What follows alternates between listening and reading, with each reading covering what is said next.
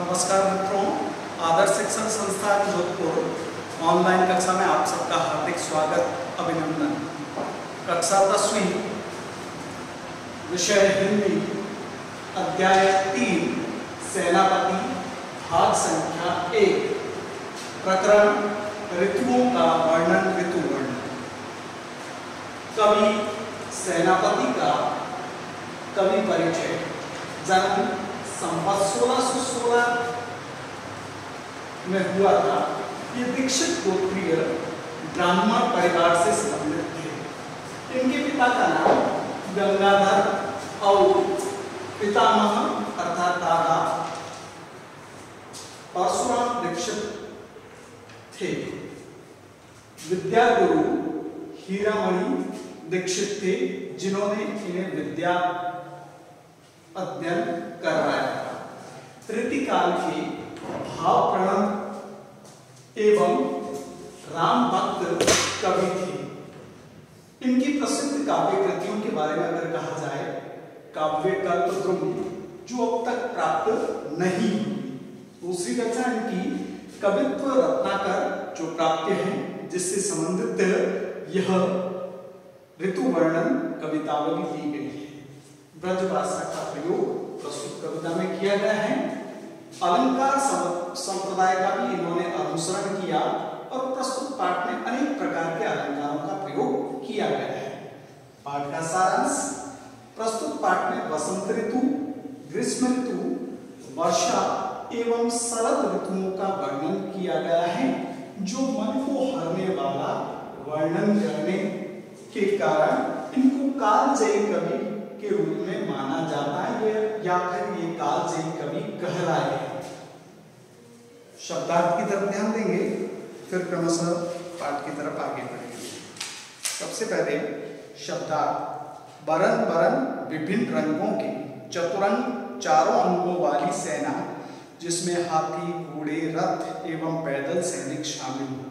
पूहपंख फूल, माझ मध्य में, क्षिति पृथ्वी, झर ताप या छड़ी, भादव जंगल की आग या भादों का महीना, तरनी सूर्य, दूसरा नौका, दामिनी बिजली, कलापी मोर, सीकर जल की बूंदे, विरहजुर विरह अर्थात दुख रूपी बुखार, मदन कामदेव, निबल शक्तिहीन, सूरी सूर्य, सियराई ठंडा, कोनन कोने में, धूम धुआं, पानी हाथ, पाउक आग। कवि सेनापति ने अर्थात ये स्वयं आत्मविश्वासी थे और इनका ऐसा मानना था कि सेनापति वही हैं जो सीता के प्रति अर्थात राम के प्रसाद जिसमें दिखाई देता है, अर्थात जो राम का भक्त है। सब कवि कान देकर ध्यान देकर सुने सेनापति की कविता को। ऋतु वर्णन की तरफ हमारा ध्यान, उससे पहले पाठ परिचय। यहां प्रस्तुत कविता सेनापति के ऋतु वर्णन का प्रौढ़ और प्रांजल नमूना है। इसमें पूरी निपुणता से ऋतु के उत्पन्न एवं उसके लक्षणों का उपयोग कवि ने किया है। वसंत का वैभव पूरी सुंदरता के साथ पंक्तियों में पिरोया गया है। कवि ने ऋतु वसंत का सूक्ष्मता पूर्वक मानवीकरण अर्थात मानव के समान उसके क्रियाकलापों का वर्णन किया है। पूरा वातावरण राजा के आगमन काल के वस्तुओं एवं भावनाओं से बुना गया है। रंगीन बगीचा सुगंधमय है। कोयल चारण की भूमिका में पदगान कर रही है अर्थात उसका यशोगान कर रही है। शोभा के सुखमय उपकरण सेना की कवायद अर्थात तैयारी की छवि उत्पन्न कर रहा है, क्योंकि राजा अकेला नहीं आता है। इसी तरह भीषण गर्मी के बाद झुलसी हुई प्रकृति पर जब वर्षा की बूंदें पड़ती हैं, तो धरती नयनाभिराम अर्थात आंखों से सुंदर दिखती है और वह सुख प्रदान करती है। मानसून का आगमन इस कृषि प्रधान देश के लिए एक उत्सव की तरह होता है। कवि ने डूबकर बरसात के ऋतु चक्र की आंखों के आगे साकार कर दिया है। शीत ऋतु की आत्मता को सेनापति के आचरण में कवि ने वर्णित किया है। इस हमले ने पूरी प्रकृति को पराजित कर दिया है। बर्फीली हवा की चुभन तीर के समान घातक है। सूरज का तेवर निस्तेज पड़ गया है। अलाव की आग को घेरकर जन समुदाय ठिठुर रहे हैं अर्थात लोग सर्दी से कांप रहे हैं। देश सच अर्थात देसी समाज पर ऋतुओं के प्रभाव का इतना जीवंत वर्णन ही सेनापति को कालजयी अर्थात समय को जीतने वाला कवि बनाता है। कवितांश की तरफ ध्यान। बरन बरन तरु फूले उपवन बन, सोई चतुरंग संग दल लहियतु है। बंदी जिमी बोले बिरद वीर कोकिल हैं, गुंजत मधुप गान गुन गैयतु है। आवे आस पास पूपन की सुबास सोई, सोने के सुगंध माज सने रहियतु है। सौभाग्य समाज सेनापति सुख साज, आज आवत वसंत ऋतुराज कैयतु है। आज ऋतुवर्ण पाठ के अंतर्गत हम वसंत ऋतु और ग्रीष्म ऋतु के बारे में पढ़ेंगे। तो सबसे पहले वसंत ऋतु के बारे में बताया गया है कि रंग बिरंगे पौधों के ऊपर बगीचे के अंदर जंगलों के अंदर फूल खिले हैं। ऐसा लगता है कि चतुरंगिनी सेना के साथ वे लहराते हुए आ रहे हैं। सेना के 4 अंग बताए गए हैं क्रमशः, जिसमें हाथी, घोड़े, रथ एवं पैदल सैनिक होते हैं। उसे चतुरंगिनी सेना कहा जाता है। ठीक उसी प्रकार बाग बगीचे और जंगलों के अंदर रंग बिरंगे पुष्प हैं। वे चतुरंगिनी सेना की तरह लहराते हुए क्रमशः आगे बढ़ रहे हैं। कोयल बंदी जनों की तरह अर्थात चारण की भूमिका में उनका पदगान कर रही हैं, यशोगान गा रही हैं ऋतुराज वसंत का। भंवरे गुंजन कर रहे हैं, कुछ गाते गुनगुनाते हुए दिखाई दे रहे हैं। आसपास से पुष्पों की सुगंध अर्थात सुंदर सुगंध आ रही है और जो आसपास के जो उगने वाली फसलें हैं वे भी सुनहरी दिखाई देती है और उससे भी सुगंध आ रही है।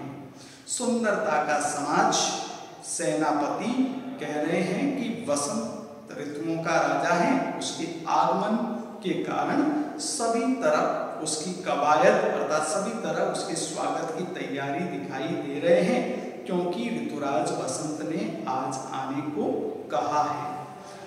अगर देखा जाए तो व्याकरणिक दृष्टिकोण से ऋतु वर्णन में ब्रजभाषा का प्रयोग किया गया है। ओज व प्रासाद गुण इसके अंदर प्रमुखतया से विद्यमान है। इसको गाया जा सकता है, इसलिए इसमें गेय शैली का वर्णन किया गया है। साथ ही साथ प्रकृति के बारे में ये बातें बताई गई, इसलिए इसमें प्रकृति का चरित्र चित्रण किया गया है।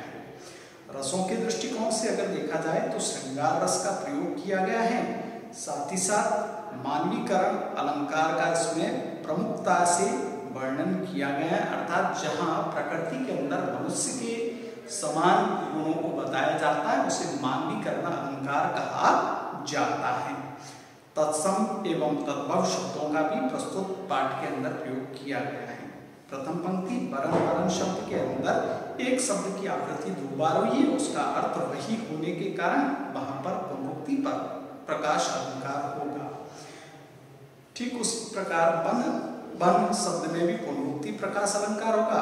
दूसरी पंक्ति में चतुरंग शब्द यह सेना को एक प्रकार की उपमा दी गई, इसलिए यहाँ पर उपमा अलंकार का प्रयोग किया जाता है। तीसरी पंक्ति में कोयल को पदगान गाते हुए बताया गया है, इसलिए पदगान अगर यशोगीत गाने की बात कही जाए तो चारण लोग यशोगान करते हैं, इसलिए यहाँ चारण के समतुल्य कोयल को बताकर यहाँ उसके अंदर मानव जैसे गुणों को बताया गया है, इसलिए यहाँ पर मानवीकरण अलंकार का प्रयोग किया गया है। साथ ही साथ इसको उदाहरण देकर बताया गया, इसलिए यहाँ पर उदाहरण अलंकार का भी प्रयोग किया जाता है। बोलत, विरध और वीर शब्द में बहुवर्ण की आवृत्ति क्रमशः 3 बार होने के कारण वर्ण की आवृत्ति, इसलिए यहाँ पर अनुप्रास अलंकार का प्रयोग किया जाता है। गुंजत मधुप गान गुन गैयतु है भी क्रमशः ग वर्ण की आवृत्ति चार बार होने के कारण अनुप्रास अलंकार का प्रयोग किया जाता है। इससे अगली पंक्ति में आसपास शब्द हैं, यह विलोम शब्द का द्योतक है, यानी एक शब्द का विपरीत दूसरा शब्द बताया गया, इसलिए यहाँ पर विलोम शब्द का प्रयोग किया जाता है। सोने के सुगंध, यह उपमालंकार है, यहाँ पर उपमालंकार का प्रयोग किया जाएगा। शोभा को समाज अर्थात सौंदर्य का समाज तत्पुरुष समास का यहाँ पर प्रयोग किया जाता है। सुख साज अनुप्रास अलंकार का प्रयोग किया जाएगा। और सबसे अंतिम पंक्ति में ऋतुराज कहकर वसंतों को ऋतुओं का राजा कहकर उसे उपमानित किया गया, इसलिए यहाँ पर उपमा अलंकार का प्रयोग किया जाता है। अब इसका दूसरा ग्रीष्म ऋतु का वर्णन हम देखते हैं। देखई चिति अंबर जलई है चारी और छोर, तीन तरपर सब ही को रूप हरियो है। महाजर लागे ज्योति भादव की होती चले, जलत पवन तन शेख मानो परियो है। दारू तरनी तरे नदी सुख पावई शुभ सब, सीरी घन चाह छाह चाहिबो चित धरियो है। देखो चतुराई सेनापति कविताई कीजू, ग्रीष्म विषम वर्षा की सम करियो है। भावार्थ की तरफ ध्यान। कवि सेनापति कहते हैं, देखो आकाश पृथ्वी सब चारों तरफ से अर्थात चारों दिशाएं अपने अपने चारों कोनों से चल रहे हैं। गर्मी की भयंकरता के कारण सब कुछ तीतर बीतर अर्थात सब कुछ बिखर गया है, सब तरफ से सभी लोगों का रंग रूप हर लिया गया है, अर्थात सभी के शरीर से पसीने की बूंदें टपक रही हैं। एक प्रकार से संदेह प्रकट करते हुए कवि कहते हैं कि ऐसा लग रहा है कि लगातार टपकने के कारण ऐसा प्रतीत होता है कि जैसे भादवे महीने के अंदर बरसात की बूंदें लगातार बरसती रहती हैं, वैसे ही शरीर से पसीने की बूंदें लगातार टपक रही हैं। बादलों को हवा सेक रही है, मानो वह हवा उन्हें सेकने के पीछे लग गई है। दुखदाई अर्थात ग्रीष्म है वह दुखदाई बन चुकी है और सभी लोग सभी प्राणी नदी के भीतर जाकर अपने आप को उस दुख से उस कष्ट से मुक्ति प्रदान करना चाहते हैं, सुख प्राप्त करना चाहते हैं। सभी लोग छायादार पेड़ों के नीचे जाकर बैठना चाहते हैं या यही बात अपने मन में धारण करते हैं कि हम धूप में अधिक न रहें, पेड़ों की छाया में जाकर बैठ जाएं।